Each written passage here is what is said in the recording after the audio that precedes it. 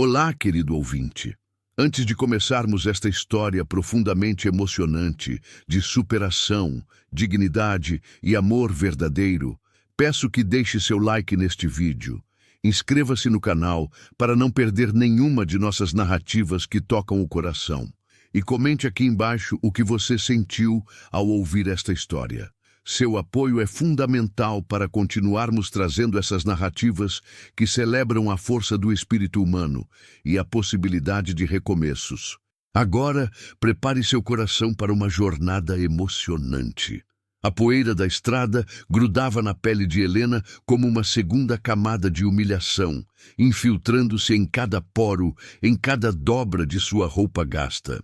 Cada passo que dava ao longo daquela estrada interminável levantava pequenas nuvens amareladas do chão batido e ressecado. E o sol, implacável do meio da tarde de março, castigava suas costas com um calor brutal que atravessava o tecido fino e desgastado de seu vestido preto de viúva como se fosse papel. Seus pés latejavam de dor dentro das botinas velhas, as mesmas que usara no enterro de seu marido Rafael 2 anos atrás, agora tão desgastadas que o couro rachado e quebrado deixava entrar pedrinhas afiadas, terra e até pequenos gravetos que machucavam a cada passo. Tinha bolhas sobre bolhas, algumas abertas e sangrando, mas Helena continuava caminhando porque parar significaria desistir, e desistir significaria morrer. O vestido preto pendia frouxo em seu corpo magro demais, esquelético. Helena sabia que estava muito abaixo do peso saudável. Podia contar suas costelas através do tecido, sentia seus ossos do quadril proeminentes, suas clavículas salientes como ganchos sob a pele. Nos últimos 6 meses, depois que fora brutalmente despejada da fazenda onde o marido trabalhara, a comida tornara-se um luxo raro e precioso. Dias inteiros passava com apenas água e, se tivesse sorte, um pedaço de pão duro que conseguia mendigar nas portas das casas ou nas traseiras das padarias. A fome era uma companheira constante agora, não mais aquela sensação aguda de estômago vazio, mas uma dor surda e permanente que roía suas entranhas com a mesma persistência implacável que a vergonha e o desespero roíam sua alma. Às vezes sentia tonturas, via manchas escuras dançando em sua visão, mas forçava-se a continuar, porque a alternativa era colapsar na estrada como tantas outras mulheres sozinhas e desesperadas que vira ao longo de sua jornada. O lenço que cobria seus cabelos castanhos escuros, antes limpo e bem passado, uma das poucas vaidades que mantivera mesmo na pobreza, estava agora manchado de suor seco, poeira acumulada e as marcas indeléveis do tempo e do sofrimento. Ela o usava não apenas por modéstia, como ditava a tradição para mulheres viúvas, mas principalmente para esconder o fato de que não tinha condições de cuidar adequadamente dos cabelos. Sem sabão decente, sem pente adequado, sem tempo ou energia para a vaidade básica, seus cabelos tinham se tornado um emaranhado que a envergonhava. Suas mãos, que um dia foram relativamente delicadas, as mãos de uma mulher que fora amada e cuidada por um marido trabalhador, mas gentil, agora estavam calejadas, ásperas como lixa, com as unhas quebradas rentes à carne e a pele rachada e ressecada do trabalho braçal brutal que fizera nas últimas semanas. Qualquer trabalho para conseguir alguns tostões miseráveis, carregar sacos pesados de grãos, lavar roupas em água gelada até suas mãos sangrarem, capinar sob o sol escaldante, trabalho de homem, trabalho que quebrava o corpo, mas era o único disponível para uma mulher sozinha e desesperada. Helena segurava contra o peito como se fosse a coisa mais preciosa do mundo, e talvez fosse uma trouxa pequena e leve demais. Todo o seu patrimônio mundano cabia naquele embrulho patético de pano amarrado. Dentro havia 2 mudas de roupa tão remendadas que mal se via o tecido original sob os retalhos e concertos. uma escova de cabelo com metade das cerdas faltando, arrancadas pelo tempo e pelo uso violento, tentando desembaraçar cabelos sem condicionamento adequado. Um terço de contas de madeira que pertencera à sua mãe falecida, sua única herança familiar, e a aliança de casamento de ouro simples que não tinha coragem de vender mesmo nos momentos de maior desespero e fome agonizante. Aquela aliança era tudo que restava de seu casamento com Rafael. Tudo que provava que uma vez ela fora amada, que uma vez pertencera a alguém, que uma vez sua vida tivera significado e propósito. Vendera tudo mais. O chale de sua mãe, os brincos modestos que ganhara de presente de casamento, até a corrente de prata barata que Rafael lhe dera no primeiro aniversário. Tudo fora para o penhor em troca de alguns vinténs para pão e água. Mas a aliança, essa ela não conseguia abandonar. Era a linha tênue que a conectava a uma vida que existira antes do abismo. Quando finalmente parou diante do portão imponente de ferro forjado da fazenda Santa Cruz, sentiu o peito apertar com uma mistura complexa de medo, esperança e humilhação antecipada. O portão era uma obra de arte em metal, barras grossas de ferro trabalhadas com detalhes ornamentados, volutas elegantes, e no centro, em letras grandes e orgulhosas, o nome Fazenda Santa Cruz, 1847. Quase 50 anos de história, tradição, riqueza acumulada, um império construído sobre gerações. As letras forjadas no metal brilhavam sob o sol implacável como o ouro, anunciando décadas de prosperidade, estabilidade e poder. Um poder que ela jamais teria, um mundo ao qual jamais pertenceria. Um lugar onde seria, na melhor das hipóteses, tolerada como serva, na pior, desprezada como intrusa indesejada. Mas não havia escolha. A carta amassada e suada no bolso fundo de seu avental, uma resposta milagrosa à sua súplica desesperada por trabalho, qualquer trabalho, era sua última esperança flutuando num mar de desespero. Tirara a carta e relera dezenas de vezes durante a caminhada de 2 dias desde a vila mais próxima, memorizando cada palavra da mensagem breve e sem calor. Apresente-se na Fazenda Santa Cruz, no dia 15 de março de 1895. Posição de criada doméstica disponível. Pagamento em comida e alojamento. Não haverá salário em dinheiro. Apresente-se limpa e pontual. Nem sequer mencionava um salário monetário, apenas comida e um lugar para dormir.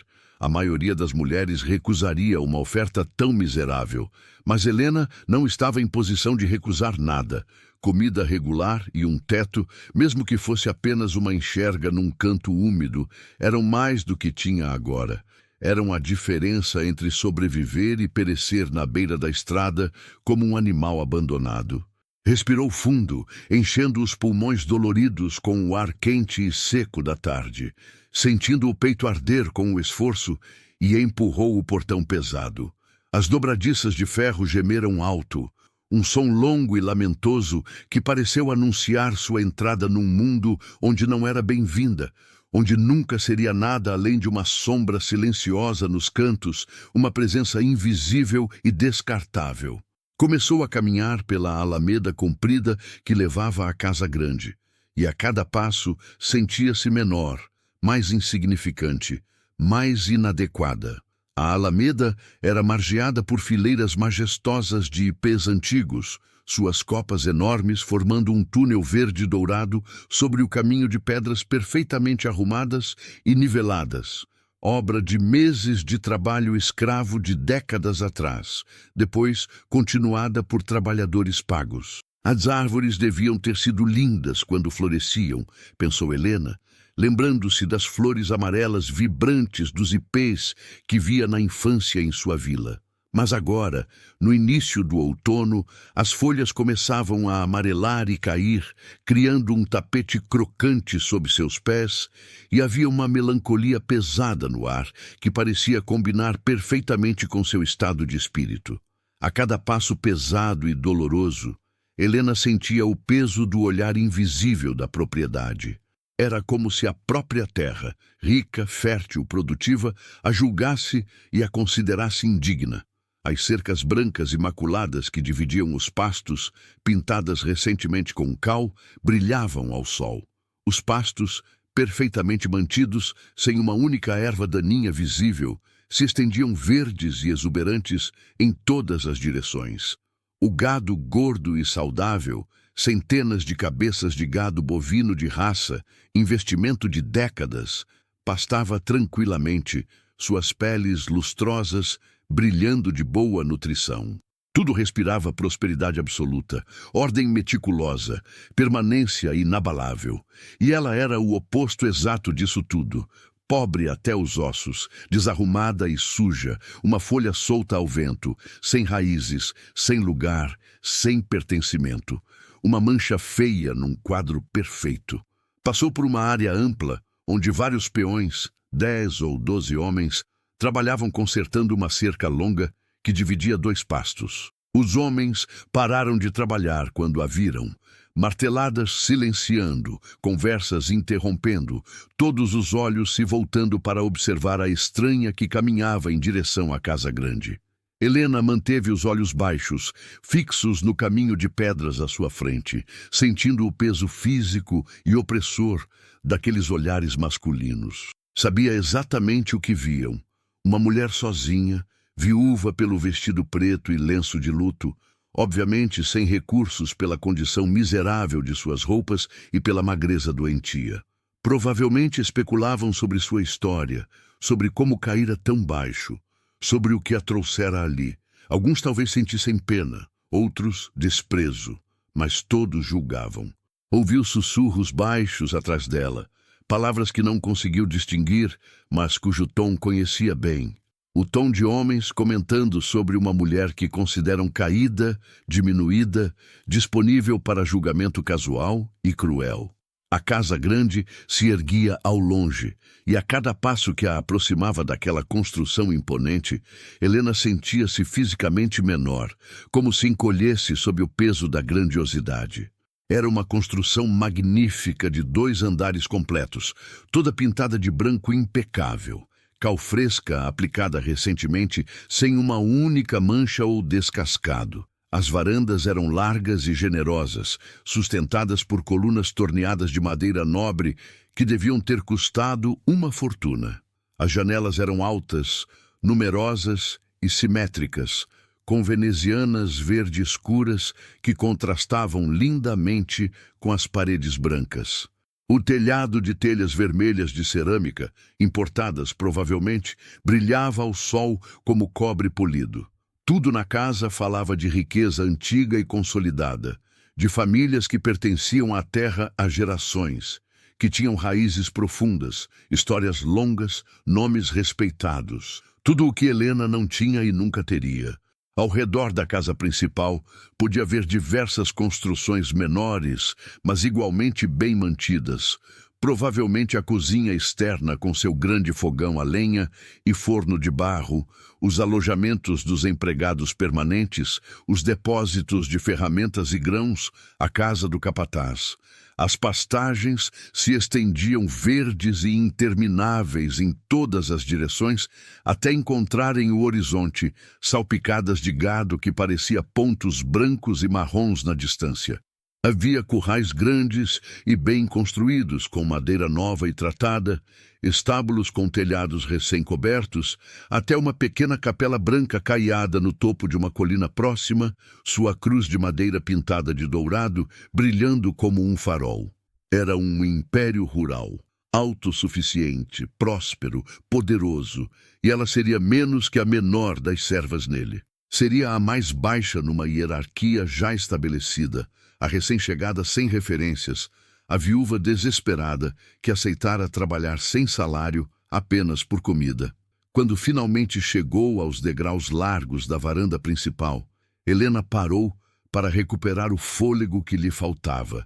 Suas pernas tremiam violentamente, parte cansaço extremo da caminhada de 2 dias, parte desnutrição crônica, parte nervosismo absoluto. Olhou para suas mãos sujas de poeira da estrada, com terra entranhada sob as unhas quebradas, e tentou limpá-las, esfregando no avental já imundo, mas apenas conseguiu espalhar mais a sujeira, deixando manchas escuras no tecido. Estava apresentável? Provavelmente não. A carta dissera: apresente-se limpa. Mas como poderia estar limpa depois de caminhar 2 dias sob sol escaldante, dormindo ao relento na beira da estrada, sem acesso à água para banho ou roupas limpas para trocar?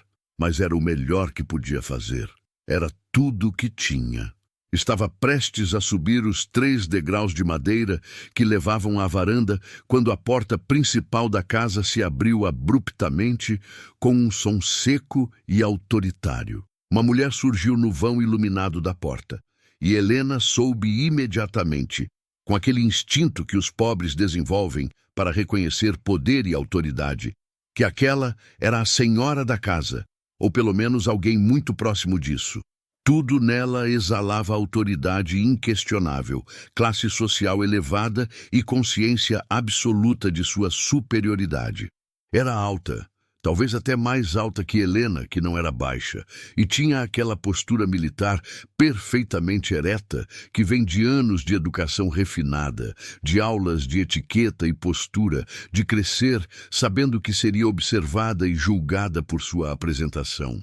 Devia ter por volta de 40 anos, calculou Helena, com um rosto de traços marcados e angulosos, que um dia fora certamente bonito, mas que agora carregava uma expressão permanente de descontentamento amargo, com linhas profundas de insatisfação ao redor da boca e entre as sobrancelhas. Estava vestida em um traje elaborado de seda azul marinho, de altíssima qualidade, provavelmente importada de São Paulo ou até da Europa, com detalhes meticulosos em renda preta belga, aplicada no colarinho alto, nos punhos e na barra da saia volumosa. Era o tipo de roupa que custava mais do que Helena ganharia em um ano inteiro de trabalho, talvez em vários anos. O cabelo negro, ainda sem fios grisalhos apesar da idade, estava preso num coque impecável no alto da cabeça, tão apertado e perfeito que não havia um único fio fora do lugar, fixado com pentes de tartaruga verdadeira cravejados com pequenas pérolas. Usava joias discretas, mas claramente caras, brincos de pérola genuína que balançavam quando movia a cabeça, um broche elaborado de camafeu italiano no colarinho alto, 2 anéis de ouro com pedras preciosas nos dedos. Suas mãos, cobertas por luvas de renda branca finamente trabalhada, seguravam um leque fechado de marfim e renda que usava como ponteiro para gesticular, marcando cada frase com pequenos movimentos precisos e autoritários. Os olhos da mulher, castanhos e duros como pedra de rio, sem nenhum calor ou suavidade, percorreram Helena de cima a baixo num exame meticuloso, demorado e deliberadamente humilhante. Era o tipo de olhar que reduz uma pessoa a um objeto, a uma mercadoria sendo avaliada para compra. Helena sentiu-se como gado sendo examinado no mercado, cada imperfeição sendo catalogada mentalmente, cada falha sendo registrada. Viu o momento exato em que aqueles olhos frios registraram cada imperfeição física. O vestido velho demais e mal ajustado, pelo menos 3 tamanhos maior que deveria ser, porque Helena emagrecera drasticamente. As botinas gastas com a sola, separando-se do couro e buracos visíveis nos lados, a trouxa pobre e pequena demais, a sujeira da estrada cobrindo cada centímetro visível de pele e roupa, a magreza extrema e doentia que fazia os ossos se projetarem contra a pele, os cabelos escondidos sob o lenço manchado, as mãos calejadas e cortadas, e viu também mais claramente ainda o desdém, puro, cristalino e cortante como vidro quebrado. Você deve ser a viúva, disse a mulher finalmente com uma voz fina, aguda e cortante como vidro sendo arrastado sobre pedra. Não era uma pergunta esperando confirmação, era uma constatação carregada de julgamento pesado e desaprovação óbvia. A que respondeu ao anúncio que colocamos na vila. Aqui aceitou trabalhar apenas por comida e teto, sem salário. O tom deixava absolutamente claro o que ela pensava sobre alguém tão desesperado, tão desprovido de opções, tão patético que aceitaria trabalhar sem pagamento monetário. Helena baixou os olhos imediatamente, um reflexo condicionado de anos de humilhação, apertando a trouxa contra o peito como um escudo inútil contra palavras que cortavam mais profundo que facas. Sim, senhora. Meu nome é Helena. Helena Ferreira.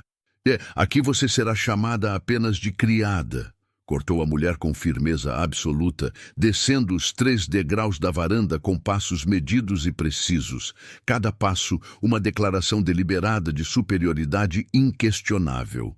Nomes não importam para quem serve. Você entende isso? Helena sentiu as bochechas queimarem de humilhação, sentiu a vergonha subir pelo pescoço em ondas quentes, mas manteve a voz firme e respeitosa. Sim, senhora, entendo.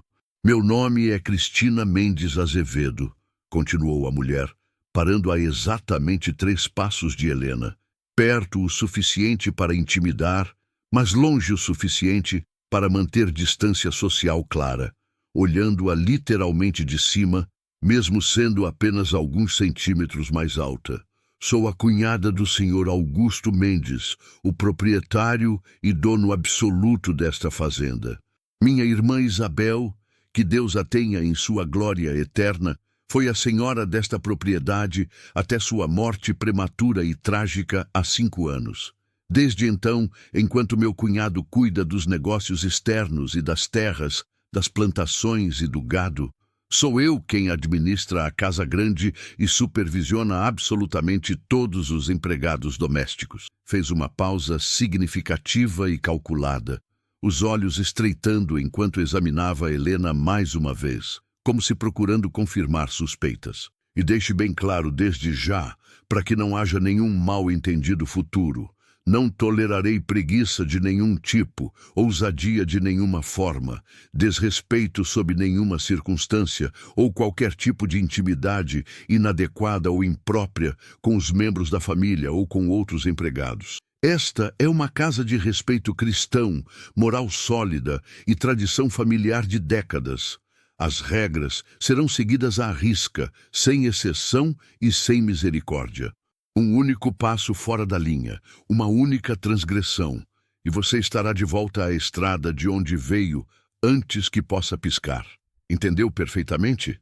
Helena engoliu seco, sentindo o nó familiar de medo genuíno e humilhação profunda a apertar na garganta, dificultando a respiração. Conhecia bem aquele tipo de pessoa. Gente que usava poder sobre os mais fracos como forma de se sentir importante, de preencher vazio interior, de compensar alguma inadequação própria através da diminuição sistemática de outros. Entendo, senhora. Farei meu melhor para servir bem e honrar a confiança depositada em mim. Isso veremos, disse Cristina, com uma sobrancelha perfeitamente depilada, erguida num arco que deixava claro seu ceticismo profundo e expectativa de eventual fracasso. Deu meia volta com um movimento brusco e praticado que fez sua saia de seda rodopiar dramaticamente. Venha, vou mostrar onde você dormirá e quais serão exatamente suas obrigações diárias. E tente não sujar o chão com essa poeira toda que está carregando consigo. Acabamos de limpar. Helena a seguiu, os pés pesados como chumbo, a alma mais pesada ainda sob o fardo de mais uma humilhação. Subiu os 3 degraus da varanda, sentindo-se profundamente indigna de pisar naquelas tábuas largas de madeira enceradas e lustrosas que brilhavam como espelhos sob a luz da tarde. Ao cruzar a soleira da porta e entrar na casa grande, foi atingida por um contraste brutal e violento que quase a fez cambalear fisicamente. O interior era magnífico de uma forma que sufocava, opressivamente elegante. O corredor de entrada tinha pé direito altíssimo, pelo menos 4 metros, criando uma sensação de grandeza quase religiosa. Um lustre enorme de cristal verdadeiro, não vidro, pendia do teto em cascatas brilhantes. algo que Helena só vira antes em igrejas das cidades grandes ou em gravuras de palácios europeus. Devia ter centenas de pedaços de cristal lapidado, cada um refratando luz em arco-íris minúsculos. O chão era de tábuas largas de peroba legítima, madeira nobre e caríssima, enceradas até brilharem como espelho, refletindo distorcidamente a imagem de Helena enquanto caminhava. As paredes eram cobertas com papel de parede importado, provavelmente francês, julgando pela qualidade, em tons sofisticados de verde sálvia, com arabescos dourados elaborados, padrões que deviam ter custado uma fortuna. Havia móveis de jacarandá maciço por toda parte, madeira escura e nobre, que levava décadas para crescer. Um aparador imenso e elaboradamente entalhado com um espelho de moldura dourada trabalhada à mão, cadeiras estofadas em veludo bordô, com pés torneados, uma mesa redonda de centro com tampo de mármore italiano, sustentando um vaso de porcelana chinesa genuína, azul e branco, dinastia Ming, se Helena tivesse que adivinhar, cheio de flores frescas perfumadas. O cheiro no ar era uma mistura sofisticada e cara de cera de abelha pura, usada para polir a madeira, flores frescas trocadas diariamente e algo mais indefinível. Talvez apenas o cheiro característico da riqueza antiga, consolidada, permanente. Dinheiro que não precisava gritar para ser notado. Cortinas de linho branco importado, provavelmente irlandês pela qualidade da tecelagem. Nas janelas enormes, filtravam a luz forte da tarde, criando uma atmosfera suave, fresca e acolhedora. Tapetes persas genuínos, não cópias, cobriam estrategicamente partes do chão, abafando os sons dos passos e adicionando camadas de cor rica, vermelhos profundos, azuis intensos, dourados vibrantes. Quadros a óleo de paisagens bucólicas europeias e retratos formais de família decoravam as paredes em molduras douradas elaboradas. Gerações de Mendes, olhando solenemente dos séculos passados, documentando linhagem e legitimidade. Era como entrar num palácio, num museu, num mundo completamente diferente. Helena sentiu-se ainda mais consciente e envergonhada de sua própria aparência miserável, em contraste brutal com toda aquela beleza calculada e cara. Mas Cristina não a levou para dentro daquela elegância ostensiva, nem sequer diminuiu o passo para que Helena pudesse admirar ou processar. Atravessaram o corredor principal em silêncio tenso. Os saltos altos de Cristina repicando no chão de madeira num ritmo impaciente e irritado, marcando cada segundo. Passaram por uma sala de estar, onde Helena entreviu brevemente sofás de couro legítimo e uma estante de livros que ia literalmente do chão ao teto. Centenas, talvez milhares de volumes encadernados em couro. Passaram por uma sala de jantar formal, com uma mesa comprida de jacarandá que devia acomodar facilmente 20 ou 25 pessoas, com cadeiras estofadas combinando e um lustre menor, mas igualmente impressionante. Chegaram finalmente à cozinha, um cômodo amplo, funcional e surpreendentemente mais quente e acolhedor que o resto da casa. Havia um fogão a lenha imenso de ferro fundido que dominava uma parede inteira, uma pia profunda de pedra sabão cinza, prateleiras ocupando todas as paredes disponíveis e cheias de panelas de cobre reluzentes, organizadas por tamanho, e uma mesa grande e sólida de madeira no centro, onde duas mulheres mais velhas, uma com cabelos completamente grisalhos, a outra com cabelos castanhos salpicados de branco, trabalhavam em silêncio concentrado, preparando o que parecia ser o jantar. As mulheres ergueram os olhos quando Cristina entrou, interrompendo momentaneamente seu trabalho, mas não disseram nada. Apenas acenaram respeitosamente com a cabeça, reconhecendo a autoridade. Cristina nem sequer as reconheceu ou retribuiu o cumprimento. Simplesmente continuou caminhando até uma porta lateral de madeira que dava para os fundos da propriedade. E ali, quando cruzaram aquela porta e saíram da casa principal, a realidade mudou completamente e brutalmente. Os fundos eram outro mundo, literalmente. O mundo dos que serviam, o mundo invisível dos trabalhadores, o mundo de Helena. Havia um pátio amplo de terra batida, dura e compactada por décadas de uso, com um varal enorme, fios grossos de arame esticados entre postes de madeira, onde roupas brancas recém-lavadas secavam ao vento da tarde, estalando suavemente. Um tanque grande de lavar roupas de pedra, gasto pelo uso, com manchas permanentes de sabão e tinta. Um galinheiro extenso, cercado com arame de onde vinham cacarejadas intermitentes e o cheiro característico de aves.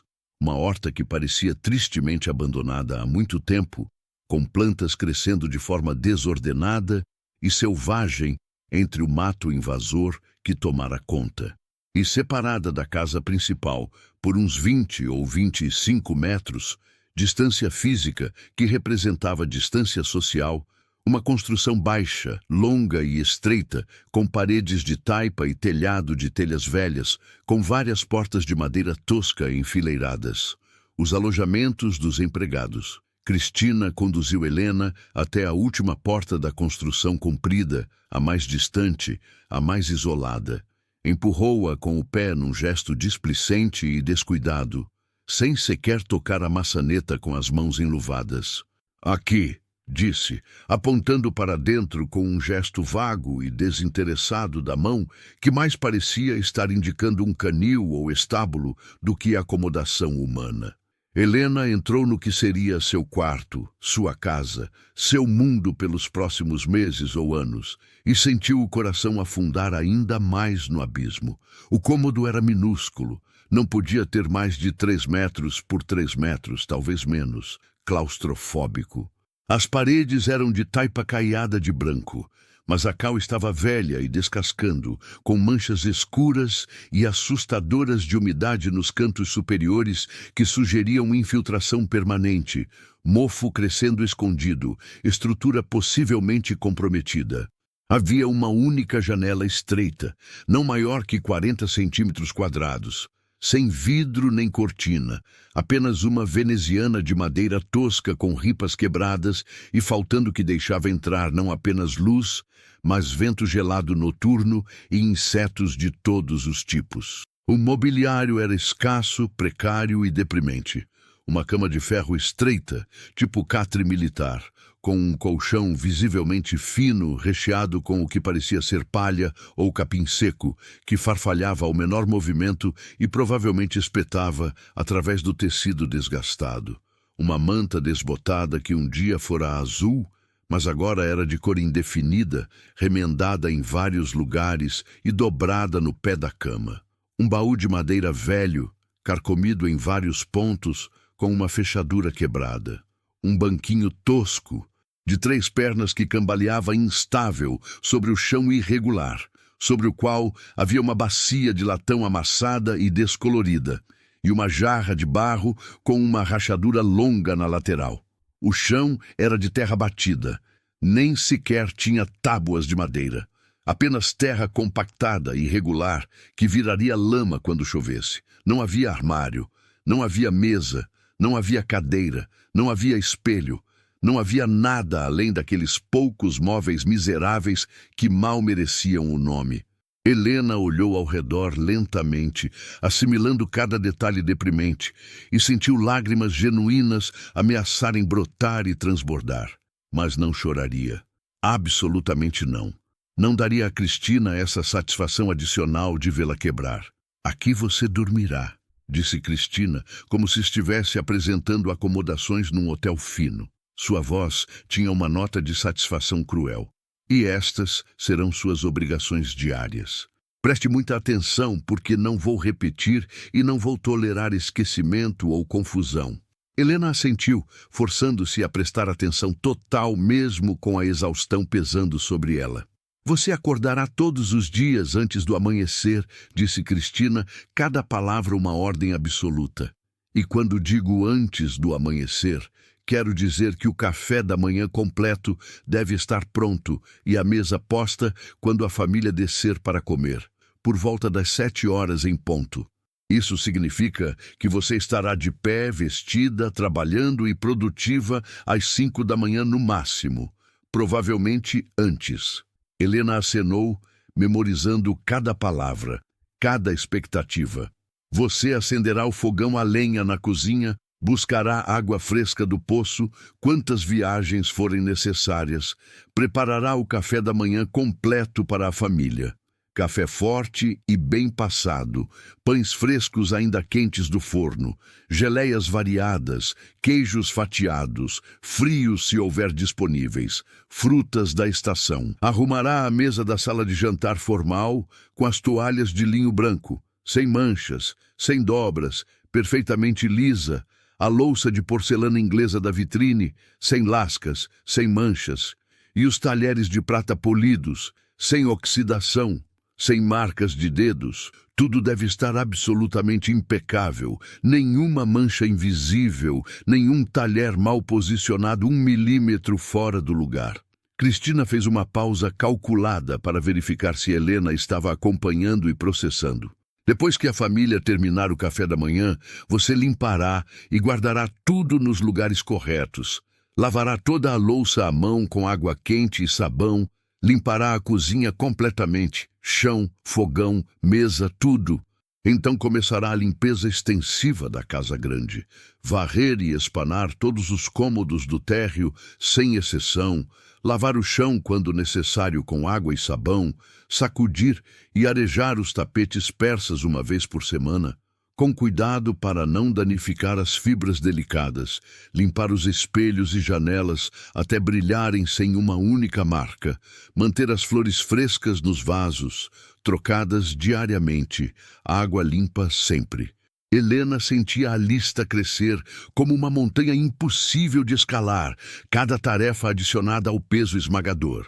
Você lavará todas as roupas da casa, continuou Cristina, implacável e sem demonstrar nenhuma empatia. Roupas de cama de todas as camas, toalhas de banho de todos os banheiros, roupas pessoais de cada membro da família. Tudo à mão no tanque de pedra dos fundos, com água fria que você mesma buscará. Tudo deve ser perfeitamente lavado, bem passado, sem nenhuma dobra e dobrado com precisão. Você cuidará da horta, que está num estado deplorável e vergonhoso e precisa de atenção urgente e constante. Preparará o almoço e o jantar, conforme instruções específicas que receberá de mim a cada dia. Fará qualquer outra tarefa adicional que eu ou minha filha Amélia julgarmos necessária a qualquer momento. Fez uma pausa dramática e teatral, os olhos fixos e duros em Helena como pregos. Suas refeições serão feitas na cozinha dos fundos, sempre depois que a família terminar de comer, e você comerá apenas o que sobrar da preparação, não das sobras dos pratos da família. Isso seria degradante demais, mas do que sobrar do que foi preparado. Você não subirá ao segundo andar da casa grande, a menos que seja explicitamente chamada para limpar algum quarto específico, e mesmo assim, apenas e somente quando a família não estiver presente naquele andar. Você não falará com os visitantes da casa sob nenhuma circunstância. Você não dará opinião sobre absolutamente nada que não lhe seja diretamente perguntado. Os olhos de Cristina estreitaram perigosamente, a voz baixando para algo mais ameaçador. E isto é absolutamente fundamental, a regra mais importante de todas. Você nunca, jamais, em hipótese alguma, sob nenhuma circunstância concebível, dirigirá a palavra ao Sr. Augusto Mendes sem ser diretamente solicitada por ele primeiro. Não olhará para ele de forma inadequada ou prolongada. Não buscará sua atenção de nenhuma maneira. Não criará situações que possam ser mal interpretadas ou que sugiram qualquer tipo de familiaridade imprópria. O Sr. Augusto é um homem viúvo, respeitável, de posição social elevada, e não será incomodado ou constrangido por alguém em sua posição inferior. Isso ficou absolutamente e cristalinamente claro. A insinuação era cristalina, óbvia e profundamente ofensiva. Cristina estava basicamente acusando Helena de ser o tipo de mulher que usaria sua posição para seduzir ou se aproveitar do fazendeiro viúvo. Como se Helena, quebrada e desesperada, pudesse representar qualquer tipo de tentação ou ameaça. Helena sentiu a raiva ferver perigosamente por baixo da humilhação constante, mas manteve a voz absolutamente calma e respeitosa. Sim, senhora, ficou perfeitamente claro. Não causarei nenhum problema. Cristina a observou por um longo momento, os olhos vasculhando o rosto de Helena, como se tentasse ler seus pensamentos mais íntimos, procurando sinais de mentira ou rebelião. Espero sinceramente que sim, disse finalmente com uma voz carregada de dúvida e ameaça velada. Porque vou deixar uma coisa bem clara para você, criada. Viúvas jovens como você costumam ter ideias inadequadas e ambições impróprias. Ideias de que podem usar sua posição vulnerável numa casa para melhorar de vida através de meios desonestos e manipuladores, agarrando-se a homens solitários e vulneráveis. Eu já vi isso acontecer antes em outras casas, e absolutamente não acontecerá aqui sob minha vigilância. Aproximou-se mais, invadindo o espaço pessoal de Helena deliberadamente. Você está nesta casa por caridade cristã pura, nada mais que isso. É uma boca a mais para alimentar, um fardo adicional que meu cunhado bondoso e generoso aceitou por compaixão religiosa. Mas não se iluda quanto ao seu valor real aqui. Você não tem valor nenhum, além do trabalho braçal que pode realizar. É substituível, descartável, esquecível. Entendeu perfeitamente? As palavras caíram como chicotadas brutais em carne viva. Cada uma delas cuidadosamente escolhida e deliberadamente desenhada para humilhar, para diminuir, para destruir qualquer resquício de dignidade ou autoestima. Para deixar absolutamente claro o lugar de Helena na hierarquia cruel daquela casa. No fundo, abaixo de todos. Helena manteve o rosto impassível através de um esforço tremendo de vontade, mas por dentro algo se partiu e quebrou. Caridade, fardo, sem valor, substituível, descartável. Era assim que seria vista. Não como uma pessoa que passara por tragédias inimagináveis, que sobrevivera a perdas devastadoras, que trabalharia duro e honestamente por cada migalha que recebesse. Mas como uma mendiga que deveria ser eternamente grata por migalhas jogadas aos cães. Entendi perfeitamente, senhora, disse Helena, e sua voz saiu mais firme do que esperava, carregando uma dignidade pequena, mas real. Farei meu trabalho da melhor forma humanamente possível, e não causarei problemas.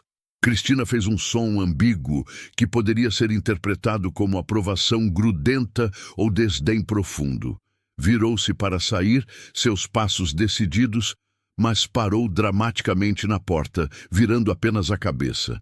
Ah, e esqueci de mencionar um detalhe importante. Você tem exatamente meia hora de descanso após servir o jantar, antes de limpar toda a cozinha e preparar tudo para o dia seguinte. Aos domingos, se quiser e se tiver completado absolutamente todas as suas obrigações da semana, poderá assistir à missa matinal na capela, se isso for importante para você. O resto do tempo, todo ele, é trabalho. Espero você na cozinha amanhã às 5 da manhã em ponto. Não se atrase nem um minuto. E saiu finalmente, deixando a porta aberta propositalmente, seus passos afastando-se no pátio de terra batida, deixando nuvens de poeira. Helena ficou sozinha no quartinho que agora seria seu lar, seu mundo, sua prisão. Ficou parada no centro exato do cômodo minúsculo, ainda segurando sua trouxa patética, tentando processar tudo. As ordens intermináveis, as humilhações calculadas, a realidade brutal de sua nova existência. Depois, lentamente, como uma mulher muito mais velha que seus 20 e poucos anos, caminhou até a cama estreita e sentou-se com cuidado extremo.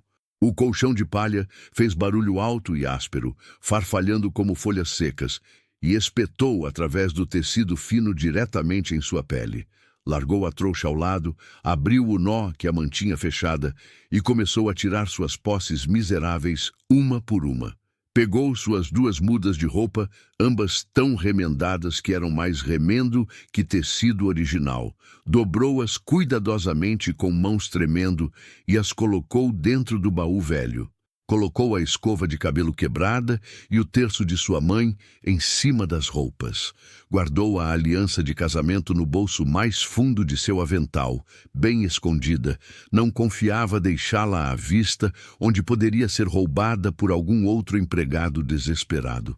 Depois, porque não sabia o que mais fazer e precisava desesperadamente de algum conforto, alguma conexão com algo além daquela miséria, ajoelhou-se ao lado da cama de ferro, juntou as mãos calejadas e cortadas numa posição de oração e rezou.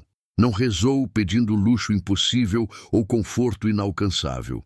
Não rezou pedindo para escapar milagrosamente daquela situação. Rezou apenas pedindo forças para suportar, para continuar vivendo, para manter sua dignidade intacta, para não quebrar, não importava quanto a tentassem dobrar e esmagar. Senhor, sussurrou, as palavras sumindo no silêncio opressor do quartinho. Sei que não mereço suas bênçãos, depois de tudo que perdi, depois de todas as vezes que questionei sua vontade. Mas peço apenas isto com toda a humildade, força para continuar mais um dia, para manter minha honra quando tentam me despojar dela, para não me tornar amarga e cruel como aqueles que me desprezam. E se for sua vontade, se não for pedir demais, talvez um dia, apenas um dia, uma pequena gentileza, apenas uma, para me lembrar que ainda sou humana, que ainda tenho valor, que ainda mereço existir. Terminou a oração tremendo, persignou-se com mãos lentas e levantou-se do chão de terra batida. Suas costas doíam intensamente da longa caminhada de 2 dias. Suas mãos tremiam de cansaço absoluto e fome crônica. Suas pernas mal a sustentavam, mas não deitaria ainda. Não podia. Tinha muito a fazer. Precisava se preparar. Saiu do quartinho minúsculo e explorou metodicamente os fundos da propriedade, memorizando a localização de cada coisa que precisaria usar. Encontrou o poço, um buraco profundo coberto com tábuas e uma roldana de madeira para subir o balde. Testou a roldana. Funcionava, mas rangia alto e precisava de óleo. Encontrou o tanque grande de lavar roupas de pedra, o varal imenso com seus fios de arame, o depósito escuro de lenha empilhada. Localizou a latrina, uma casinha separada e tosca que cheirava terrivelmente, mas parecia funcional. Voltou para a cozinha principal com cuidado extremo, não querendo invadir o território das 2 mulheres que vira antes ou causar problemas em seu primeiro dia. Mas elas já haviam ido embora. A cozinha estava vazia e silenciosa, o fogão apagado e esfriando, tudo limpo meticulosamente e no lugar correto. Helena explorou os armários vastos e bem organizados, memorizando cuidadosamente onde cada coisa ficava guardada. Onde estavam as panelas de vários tamanhos, os pratos de diferentes tipos, os talheres de prata, os talheres comuns. Onde ficava guardada a farinha em sacos enormes, o café em latas de metal, o açúcar refinado em potes de vidro, o sal grosso. Queria estar completamente preparada para a manhã seguinte. Não daria a Cristina a satisfação ou o prazer de vê-la tropeçando em confusão. Encontrou na despensa, ampla e bem abastecida, um pedaço generoso de pão que parecia ter sido deixado para ela, e um bom naco de queijo amarelo, embrulhado cuidadosamente num pano limpo. Devia ser sua primeira ceia. Era mais, muito mais, do que comera em dias inteiros. Sentou-se sozinha na mesa grande de trabalho da cozinha e comeu devagar, saboreando cada pedaço minúsculo, fazendo durar o máximo possível. O pão estava fresco, assado naquele mesmo dia, macio e úmido por dentro, com uma casca crocante perfeita que estalava entre os dentes. O queijo era gorduroso e intensamente salgado, derretendo deliciosamente na boca, deixando um gosto rico e satisfatório. Simples, mas era comida de verdade, comida substancial. Helena sentiu lágrimas escorrerem involuntariamente pelo rosto enquanto comia, molhando o pão. Não de tristeza desta vez, mas de alívio físico puro e primitivo. Seu estômago, vazio e contraído há tanto tempo, recebia finalmente algo substancial, nutritivo, real. Comeu cada migalha, lambeu os dedos para não desperdiçar nenhum resíduo de queijo, depois lavou cuidadosamente as mãos na pia grande de pedra. Quando voltou para seu quartinho, o sol já estava se pondo rapidamente, pintando o céu de laranjas e rosas vibrantes. A luz dourada do entardecer entrava pela janela quebrada, pintando as paredes descascadas de taipa com tons quentes de âmbar e mel. Por um momento breve e ilusório, quase parecia bonito. Helena tirou as botinas torturantes. Seus pés estavam em carne viva, cobertos de bolhas abertas e sangrando, inchados e doloridos. Lavou-se como pôde, com a água fria da jarra rachada e um pano áspero que encontrou.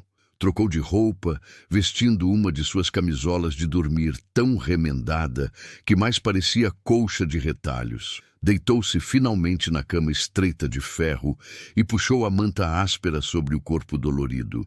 O colchão era terrivelmente desconfortável, cheio de caroços e irregularidades, e a palha espetava através do tecido desgastado. A manta cheirava a mofo e umidade antiga. Mas Helena estava tão completamente exausta que nada disso importava realmente. Fitou o teto de ripas de madeira escurecidas pelo tempo e pela fumaça, irregulares e tortas, e pensou em como sua vida chegara até ali. Em que momento específico tudo desmoronara completamente? Tinha sido feliz uma vez. Não rica, definitivamente não, mas genuinamente feliz. Casada com Rafael, um homem bom, trabalhador, gentil, honesto, vivendo numa casinha simples, mas limpa numa fazenda de café. Não tinham muito, pouquíssimas posses materiais, mas tinham um ao outro.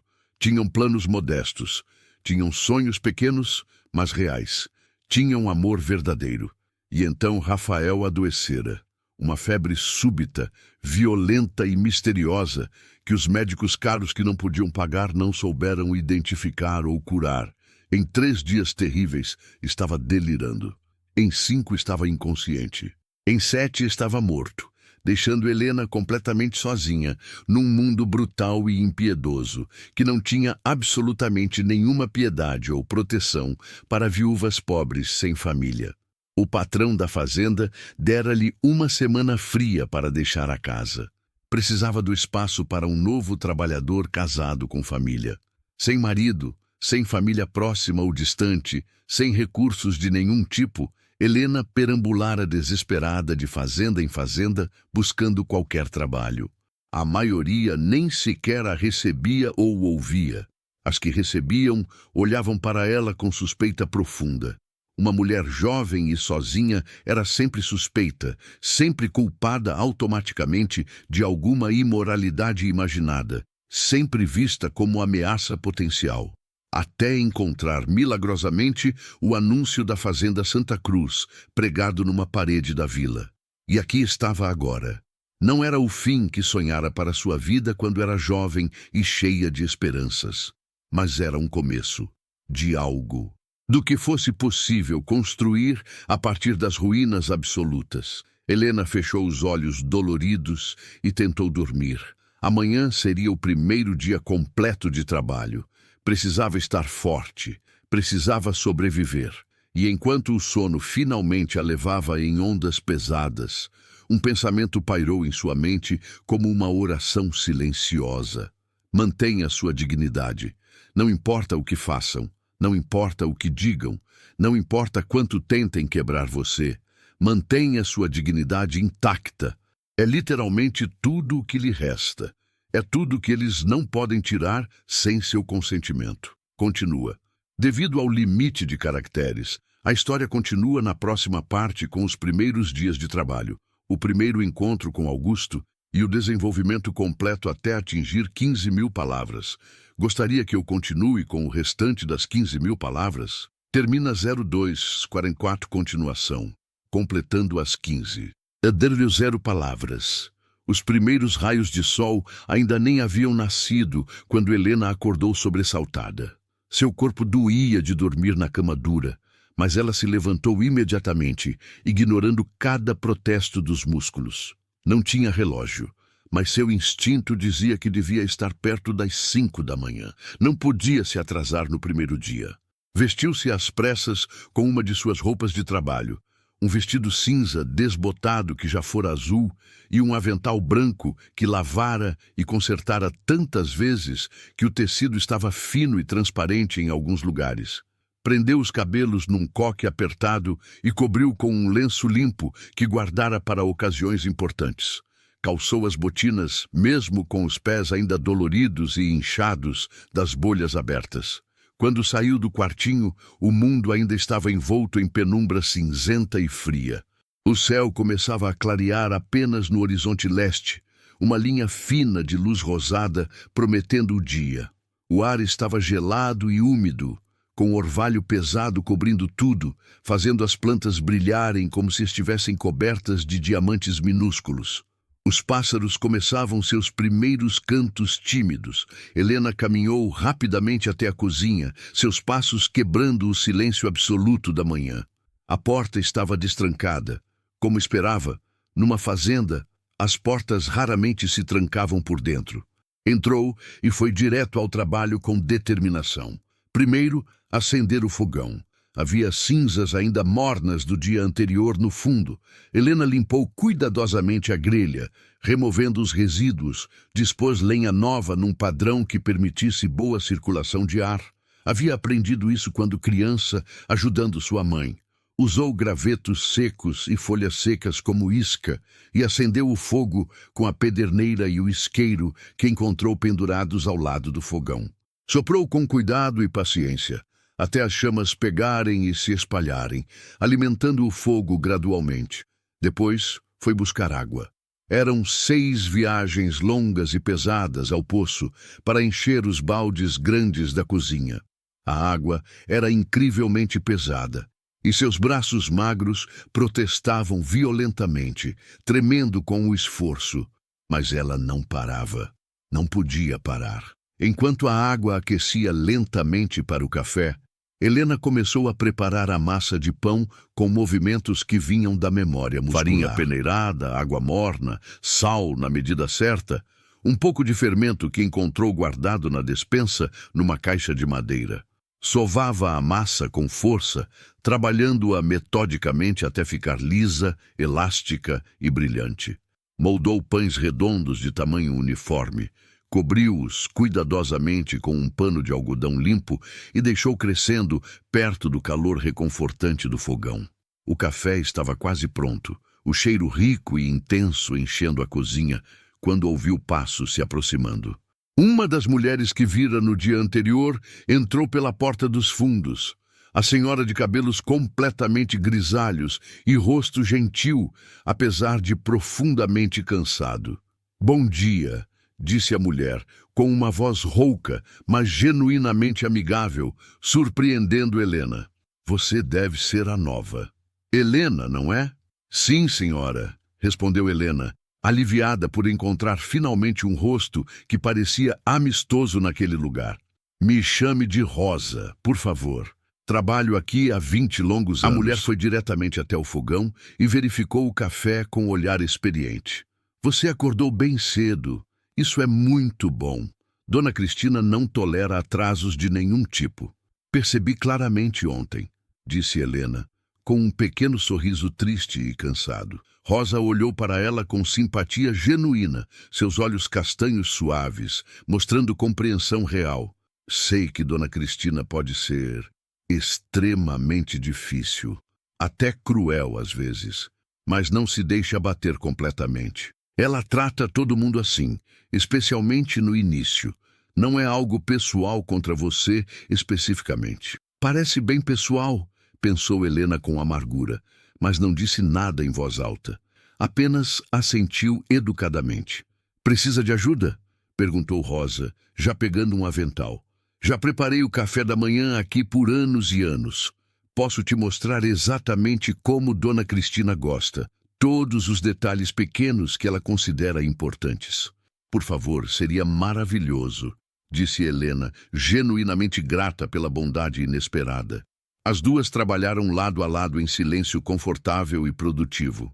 Rosa mostrou a Helena quais xícaras específicas usar para cada membro da família, como arranjar a bandeja de prata de forma esteticamente agradável, qual açúcar refinado usar, como cortar o queijo importado em fatias perfeitamente finas e uniformes sem desperdiçar nada. Quando os pães ficaram prontos e saíram do forno dourados e perfumados, enchendo a cozinha com aquele cheiro maravilhoso de pão fresco, Rosa sorriu com aprovação. Você realmente sabe fazer pão de verdade. Isso é muito bom. Dona Cristina é extremamente exigente com o pão. Critica tudo. Às 7 horas em ponto, Rosa tinha um relógio de bolso velho que consultava constantemente. Tudo estava absolutamente pronto e perfeito. A mesa da sala de jantar estava posta com toalha branca sem uma única dobra. Louça de porcelana com delicados arabescos azuis, talheres de prata polidos até brilharem, guardanapos de linho dobrados em forma de leque elaborado. Havia pães quentes e aromáticos numa cesta forrada de tecido, manteiga fresca num recipiente de cristal, 3 tipos de geleias caseiras em potinhos de porcelana pintados à mão, queijo importado fatiado com perfeição, presunto em fatias finas e uma grande jarra de prata com café fumegante e perfumado. Helena e Rosa ficaram esperando na cozinha, tensas e atentas. E então ouviram os passos descendo a escada principal, primeiro leves e rápidos, depois mais pesados e medidos. Cristina entrou na sala de jantar primeiro, seus olhos de águia inspecionando absolutamente tudo com atenção microscópica. Helena observava de longe, escondida parcialmente atrás da porta da cozinha, o coração apertado de ansiedade. Viu Cristina verificar meticulosamente a posição exata dos talheres, examinar a louça em busca de manchas invisíveis, cheirar o café para verificar a força, tocar a toalha para sentir se estava bem passada. Finalmente, depois do que pareceram horas, mas foram apenas 2 minutos, Cristina virou-se brevemente na direção da cozinha. Aceitável, disse. E foi a única palavra de aprovação que Helena receberia naquele dia ou em muitos dias seguintes. Depois veio Amélia, a filha de Cristina. A moça tinha 20 e poucos anos. Helena estimou 22 ou 23 no máximo. Era bonita de uma forma convencional e delicada. Cabelos loiros naturalmente cacheados que caíam em cascata elaborada sobre os ombros estreitos. Olhos azuis claros como porcelana. Pele branca e absolutamente sem marcas ou imperfeições. Traços delicados e simétricos. Vestia um roupão de seda cara cor-de-rosa sobre a camisola branca de dormir, com pantufas de veludo bordado. Tinha o tipo exato de beleza frágil que vem de nunca ter passado um único dia de trabalho duro em toda a vida, de nunca ter conhecido fome ou frio ou medo real. Mas havia algo profundamente desagradável na expressão de seu rosto jovem, uma crueldade casual e preguiçosa nos olhos, uma linha mesquinha e feia ao redor da boca pequena. Era bonita fisicamente, sim, mas era uma beleza superficial que não conseguia esconder a feiura interior da alma. Amélia nem sequer olhou para a mesa cuidadosamente preparada com tanto esforço. Sentou-se com um suspiro dramático e teatral e começou imediatamente a reclamar com voz chorosa. O café está muito quente. Minha garganta é sensível. Quero leite morno, não quente morno. Rosa saiu rapidamente da cozinha para providenciar, e Helena ficou parada perto da porta, sem saber se devia ficar ali ou voltar para a cozinha, insegura de qual seria o protocolo correto. Você é a nova criada? Perguntou Amélia de repente, olhando para Helena pela primeira vez com olhos frios e avaliadores. Sim, senhorita. Meu nome é... Não perguntei seu nome, cortou Amélia com um desdém óbvio, voltando a atenção para o pão que estava começando a passar manteiga com movimentos preguiçosos. Nomes de criadas não importam. Espero apenas que seja mais competente que a última que mamãe contratou.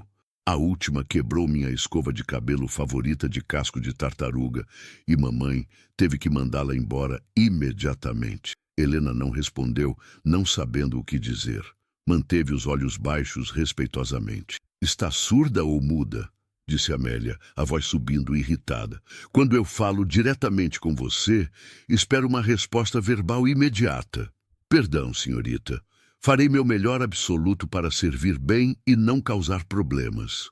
Amélia a olhou de cima a baixo com desdém puro e não disfarçado, seu lábio superior curvando ligeiramente como se sentisse um cheiro ruim. Vamos ver quanto tempo isso dura. Pode voltar para a cozinha agora. Está me deixando extremamente desconfortável, parada aí como um poste feio atrapalhando a vista. Helena recuou rapidamente para a cozinha, o rosto queimando de humilhação renovada. Rosa estava preparando o leite morno e lhe lançou um olhar compreensivo e solidário. Amélia pode ser ainda pior que a mãe quando quer, sussurrou Rosa baixinho para não ser ouvida. Mas pelo menos ela passa a maior parte do tempo trancada no quarto, lendo revistas frívolas de moda de Paris. Só temos que aguentá-la realmente nas refeições e quando está entediada e procura entretenimento cruel. Mas ainda faltava aparecer o dono da casa, pensou Helena. O homem que ela estava terminantemente proibida de olhar, de falar, de existir perto. O senhor Augusto Mendes. E ele não veio para o café da manhã. O café terminou sem que o fazendeiro aparecesse. Cristina e Amélia comeram sem pressa. Reclamaram de pequenas coisas insignificantes. O pão poderia estar um pouco mais quente, a geleia estava muito doce, o queijo muito salgado, e finalmente subiram de volta para seus quartos. Onde está o senhor da casa? Perguntou Helena a Rosa, enquanto limpavam metodicamente a mesa, curiosidade vencendo a cautela. O senhor Augusto? Ah, ele sempre toma café com os peões no galpão dos trabalhadores. Sempre tomou desde que me lembro. Não gosta de formalidades excessivas ou de comer sozinho com a cunhada em silêncio tenso. Rosa sorriu com carinho genuíno. É um homem muito bom, sabe? Completamente diferente da cunhada. Justo com os trabalhadores. Gentil com todos. Paga salários honestos. Mas muito quieto e fechado. Desde que a esposa dele morreu tragicamente há 5 anos, ficou ainda mais calado e solitário. Helena assentiu, guardando mentalmente a informação. Então o fazendeiro rico e poderoso comia com os trabalhadores braçais? Isso era extremamente incomum e até transgressor. A maioria dos fazendeiros ricos mantinha distância rígida e intransponível dos empregados, comendo em salas separadas, em horários diferentes. O resto daquele primeiro dia passou num borrão exaustivo de trabalho físico incessante. Helena lavou montanhas de louça até suas mãos ficarem vermelhas e inchadas. Limpou a cozinha até cada superfície brilhar. Varreu a sala de jantar e a sala de estar com vassoura de palha, espanando cada móvel cuidadosamente. Sacudia tapetes pesados na varanda, limpava espelhos e janelas até não restar nenhuma marca. Suas costas doíam terrivelmente. Suas mãos ficaram ásperas e rachadas da água fria e do sabão grosso e barato. Ao meio-dia, ajudou Rosa a preparar um almoço elaborado.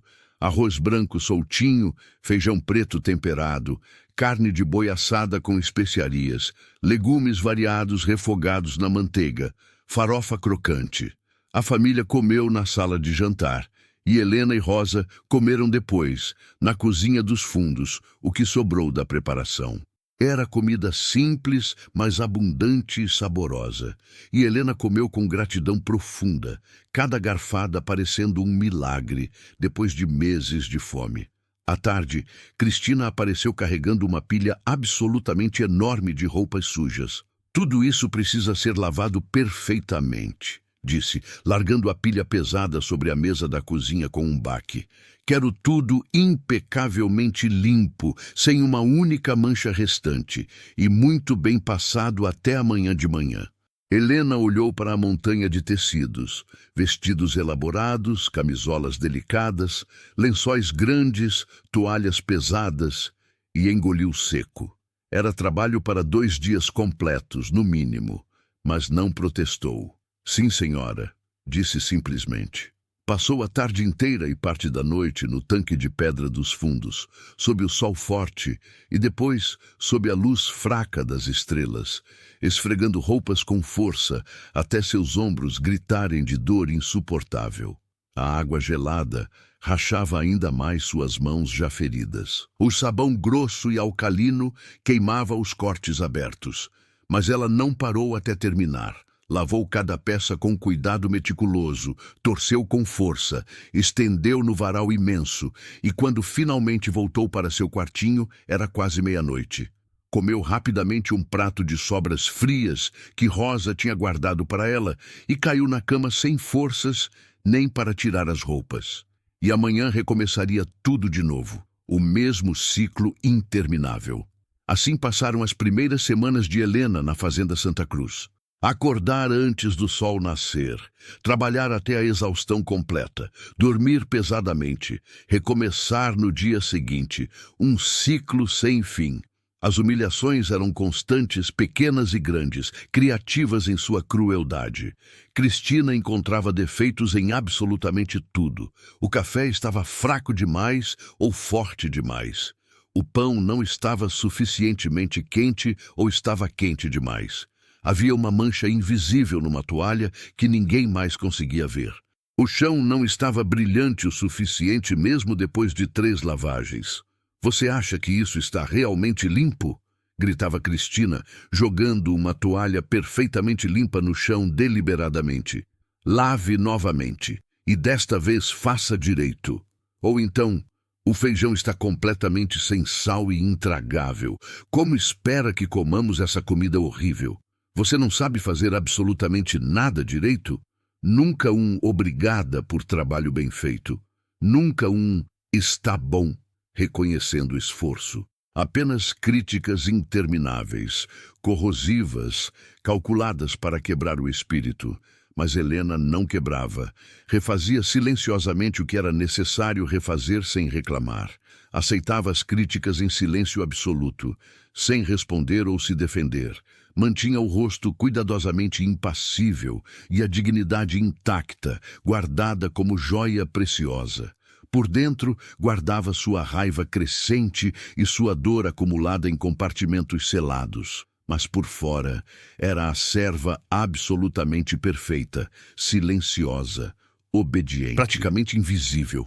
Amélia era pior de formas diferentes porque sua crueldade era mais caprichosa, mais imprevisível, mais pessoal e direcionada. Gritava do topo da escada a qualquer hora: "Criada, traga água quente para meu banho imediatamente, não me faça esperar." E Helena subia correndo os lances longos de escada, carregando baldes pesadíssimos de água quente, os braços tremendo violentamente com o esforço, o líquido quente queimando quando respingava. Amélia nem olhava para ela quando chegava. Apenas apontava vagamente onde colocar a água e voltava a pentear os cabelos intermináveis diante do espelho triplo dourado.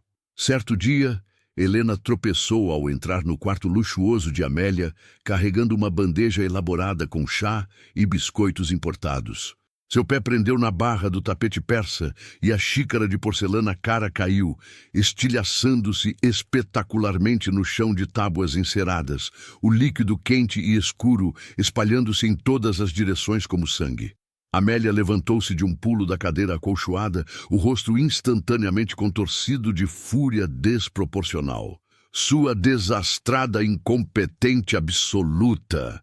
gritou, a voz tão alta e estridente que ecoou pela casa inteira e certamente foi ouvida por todos. Essa era porcelana inglesa legítima, importada.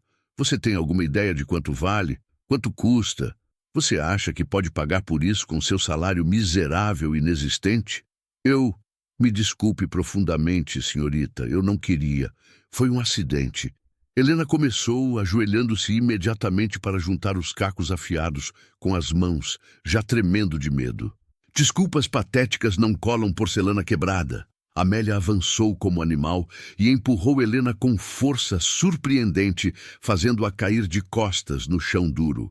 Você é uma incompetente sem salvação. Minha mãe estava absolutamente certa desde o início. Viúvas pobres e desesperadas não prestam para nada útil. São todas desastradas, burras, inúteis, descartáveis. Helena caiu no chão, as mãos aterrissando diretamente em cima dos cacos afiados de porcelana. Sentiu a dor aguda e imediata quando os fragmentos cortaram profundamente suas palmas abertas. Sangue vermelho vivo começou a escorrer entre seus dedos, pingando no chão claro e formando pequenas poças. Amélia olhou para baixo com uma expressão de nojo absoluto e repugnância. Agora você está sangrando no meu chão impecável, disse com uma voz ainda mais estridente. Limpe essa sujeira nojenta imediatamente e não deixe seu sangue sujo manchar a madeira cara, ou vai ter que pagar por isso também de alguma forma. Saiu do quarto batendo os saltos com força teatral, deixando a porta aberta propositalmente, sua voz ainda reclamando alto enquanto descia a escada. Helena ficou sozinha, ajoelhada no chão, olhando para o sangue que escorria continuamente de suas mãos cortadas. A dor física era aguda e pulsante, mas a dor emocional era infinitamente pior. A humilhação brutal de ser tratada como menos que humana, de ser empurrada fisicamente como animal, de ser xingada, culpada e punida por um acidente simples. As lágrimas vieram com força, mas Helena assegurou através de puro esforço de vontade. Não choraria onde alguém pudesse ver ou ouvir. Não daria a eles essa vitória adicional. Com as mãos sangrando copiosamente, juntou os cacos de porcelana quebrada um por um com cuidado extremo, colocando-os cuidadosamente num guardanapo que dobrou para fazer um recipiente improvisado. Limpou o chá derramado com outro pano, esfregando até não restar nenhuma mancha.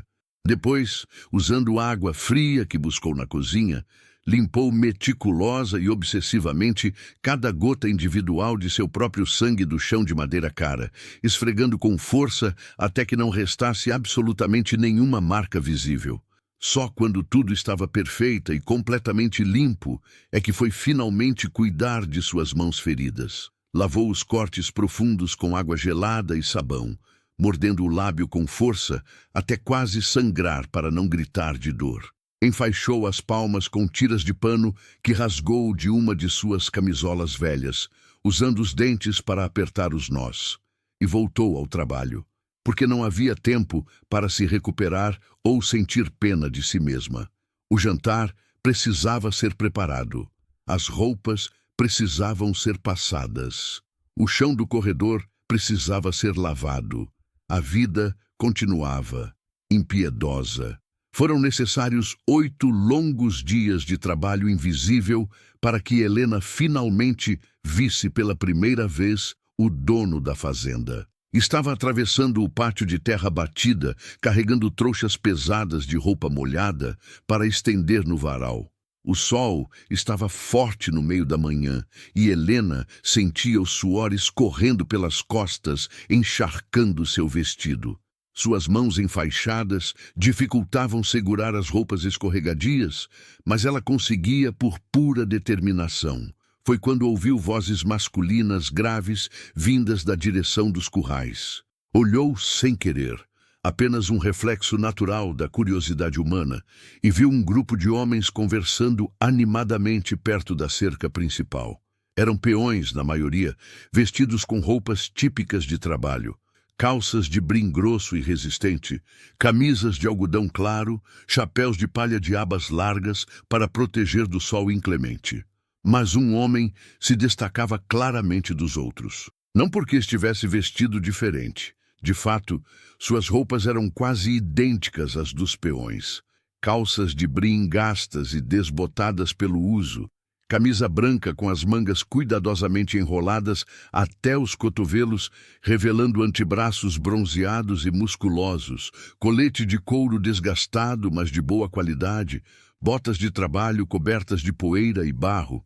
Tinha um chapéu de abas largas empurrado casualmente para trás da cabeça, revelando o rosto. Destacava-se porque havia algo inconfundível na postura, na forma como os outros homens se viravam naturalmente para ele quando falava, na autoridade tranquila e não forçada que emanava mesmo de longe, mesmo vestido como o trabalhador comum. Era alto, facilmente 1,85 m, talvez mais, com ombros largos e fortes, de quem passava os dias trabalhando fisicamente sob o sol. Tinha cabelos negros cortados curtos, mas ainda assim um pouco rebeldes, que começavam a grisalhar distintamente nas têmporas e em algumas mechas espalhadas. A pele era bronzeada profundamente do sol constante. O rosto tinha linhas pronunciadas de expressão ao redor dos olhos e da boca. Linhas que sugeriam alguém que sorria muito um dia, que ria facilmente, mas que agora pareciam apenas marcas permanentes de cansaço profundo e tristeza antiga. Mesmo de longe, através do pátio, Helena podia ver os olhos. Eram escuros, castanhos profundos, quase negros sob a luz forte, e carregavam um peso visível, uma tristeza antiga, consolidada, que parecia tão parte dele quanto a cor de seus cabelos ou a forma de seu rosto. Esse tinha que ser Augusto Mendes, o fazendeiro viúvo, o homem que ela estava terminantemente proibida de olhar ou dirigir palavra. Helena percebeu que estava parada no meio do pátio, observando abertamente, e imediatamente baixou os olhos com culpa. Apressou o passo em direção ao varal, o coração disparado inexplicavelmente. Não deveria ter olhado. Não deveria ter prestado atenção. Cristina deixara absolutamente claro as consequências. Mas enquanto estendeu as roupas no varal, prendendo-as com pregadores toscos de madeira, não conseguiu completamente evitar lançar olhares rápidos e furtivos na direção dos currais. Augusto estava gesticulando enquanto falava, explicando algo para os peões com paciência evidente. Sua voz chegava até Helena como um murmúrio grave e profundo, muito baixo para entender as palavras específicas, mas o tom era calmo, paciente, respeitoso. Não estava dando ordens com arrogância de superior. Estava conversando, explicando conceitos, ouvindo atentamente quando os homens respondiam com suas próprias observações. Em determinado momento, Augusto virou a cabeça casualmente na direção do varal onde Helena trabalhava, e seus olhos encontraram os dela diretamente. Ela congelou completamente, um lençol molhado pendurado pela metade, as mãos paralisadas nos pregadores, o coração parando por um batimento. Não era um olhar de raiva por ela ter observado onde não devia. Não era um olhar de interesse inadequado ou suspeito. Não era nem mesmo claramente um olhar de curiosidade. Era apenas um olhar neutro, talvez levemente questionador, como se estivesse tentando entender quem era aquela mulher desconhecida no varal. Se era nova, se precisava de algo. Helena forçou-se a desviar os olhos primeiro, baixando-os respeitosamente. Terminou de estender o lençol e pegou a próxima peça de roupa, as mãos tremendo ligeiramente, o rosto queimando.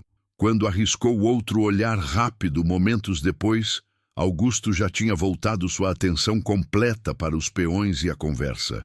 E Helena soltou uma respiração longa que não sabia estar prendendo. Nos dias seguintes, Helena começou a perceber algo estranho e perturbador. Augusto sempre parecia estar por perto, nas proximidades, quando Cristina ou Amélia a humilhavam publicamente.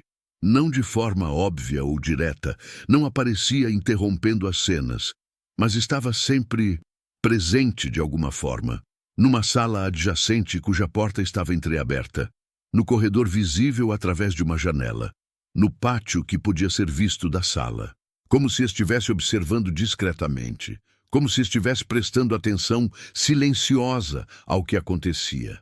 Uma manhã, Helena estava limpando cuidadosamente a sala de estar, quando Cristina entrou furiosa por alguma razão desconhecida. Você esqueceu completamente de sacudir o tapete persa, gritou Cristina, mesmo que Helena tivesse acabado de fazer exatamente isso 10 minutos antes. Olhe essa poeira absurda. Isso é completamente inaceitável. E pegou o tapete pesado, levou-o até a janela aberta e sacudiu-o com violência exagerada e teatral, criando deliberadamente uma nuvem enorme de poeira que não existia antes. Vê isso claramente, continuou Cristina, sua voz estridente e acusadora. Isso é o resultado direto da sua incompetência crônica. Você acha que pode enganar com um trabalho mal feito e desleixado? Helena estava prestes a responder, a tentar se defender pela primeira vez, quando percebeu um movimento sutil na porta. Augusto estava ali, apoiado silenciosamente no batente, os braços cruzados sobre o peito largo, observando toda a cena em silêncio absoluto. Cristina não o tinha visto ainda. Continuava vociferando alto. Pessoas como você precisam aprender de uma vez por todas que trabalho mal feito tem consequências sérias. Se não pode fazer direito, talvez devesse considerar seriamente voltar para a rua miserável de onde veio. Cristina, a voz de Augusto cortou o ar como uma lâmina afiada. Cristina se virou de um pulo, o rosto ficando visivelmente pálido por um instante. Augusto, eu não o vi chegar.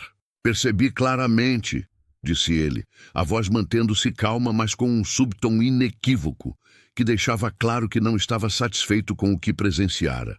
O que exatamente está acontecendo aqui? Apenas corrigindo a empregada por trabalho evidentemente mal feito, disse Cristina, recompondo-se rapidamente e adotando um tom de autoridade. O tapete não foi sacudido adequadamente como deveria. Augusto olhou para Helena, que mantinha os olhos firmemente baixos, as mãos apertadas no avental, até os nós dos dedos ficarem brancos. Helena, disse ele, e foi a primeira vez que ela ouviu seu nome vindo da boca dele. A voz era suave, gentil até. Você sacudiu este tapete esta manhã? Helena hesitou por uma fração de segundo. Se dissesse sim, estaria contradizendo Cristina diretamente e publicamente. Mas não mentiria. Não podia. Sim, senhor. Há cerca de 15 minutos. Talvez Augusto 20. Assentiu lentamente, processando, então olhou diretamente para Cristina. O tapete está perfeitamente limpo, disse com finalidade absoluta que não permitia discussão. Como, aliás, está absolutamente tudo nesta casa. O trabalho de Helena tem sido impecável desde o primeiro dia que chegou. Cristina abriu a boca para protestar, mas Augusto levantou uma mão num gesto que a silenciou instantaneamente. Se houver reclamações futuras sobre o trabalho doméstico, gostaria que me consultasse primeiro antes de qualquer correção pública. Está absolutamente claro? A voz permanecia tecnicamente calma, mas havia aço temperado nela, e autoridade absoluta e incontestável. Cristina ficou visivelmente vermelha, de raiva reprimida ou vergonha. Helena não soube dizer com certeza. Claro, Augusto. Como você preferir, disse Cristina, entre dentes cerrados. Augusto acenou brevemente com a cabeça, olhou uma última vez para Helena, um olhar que ela não soube interpretar completamente, e saiu da sala com passos decididos. Cristina esperou até ter absoluta certeza de que ele estava longe o suficiente para não ouvir. Então se virou para Helena com olhos flamejantes de ódio puro. Você... sibilou, chegando tão perto que Helena podia sentir seu hálego quente. Você foi reclamar com ele, não foi? Foi choramingar que estava sendo maltratada injustamente? Não, senhora, disse Helena, honesta e firmemente. Nunca falei com o senhor Mendes, além de responder diretamente quando ele me perguntou sobre o tapete agora mesmo. Mentirosa patética, cuspiu Cristina com veneno. Mas vou te dizer uma coisa e preste muita atenção. Não importa quantas vezes ele te defenda por pena ou confusão. Ele está solitário, está vulnerável emocionalmente, está confuso. Mas eventualmente vai perceber exatamente o que você realmente é. E quando isso acontecer, inevitavelmente, você vai estar de volta na estrada tão rápido que não vai nem ter tempo de fazer as malas miseráveis. Saiu pisando duro, deixando a ameaça pendurada no ar pesado como nuvem de tempestade, mas também deixando algo completamente novo dentro de Helena. Um calor pequeno, uma fagulha minúscula de algo que não sentia há muito tempo. Esperança. Augusto a defendera. Não de forma dramática ou exagerada, não com palavras especialmente fortes, mas a defendera publicamente, validara seu trabalho honesto, respeitara sua palavra contra a de Cristina. E aquilo significava mais do que ele poderia jamais imaginar. Helena e Augusto desenvolvendo conexão através de conversas matinais na cozinha, Cristina intensificando hostilidade. O confronto no jantar onde Augusto anuncia publicamente que vai se casar com Helena, a reação escandalizada da sociedade, o período de noivado com desafios, o casamento emocionante na capela e, finalmente, o epílogo 5 anos depois, mostrando Helena e Augusto felizes, a fazenda próspera e a lição final sobre amor verdadeiro nascido da dor compartilhada. Moleques, se esta história de superação, dignidade e amor verdadeiro tocou seu coração, deixe seu like, compartilhe com quem precisa ouvir esta mensagem de esperança e comente o que você sentiu. Inscreva-se no canal para mais histórias emocionantes. Até a próxima!